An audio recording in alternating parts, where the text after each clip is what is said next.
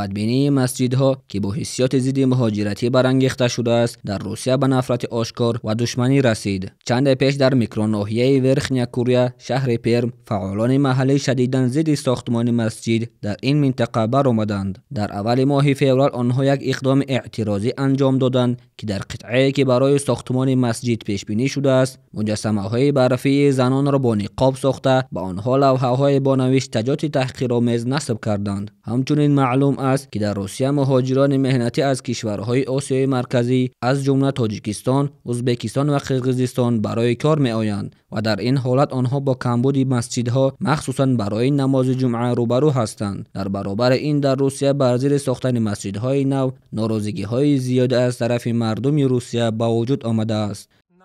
و ما زنان در ورخنیا کوریا مهاجران با مسجدشان لازم نیستند، اما میگویند که کسی آنها را انتظار است.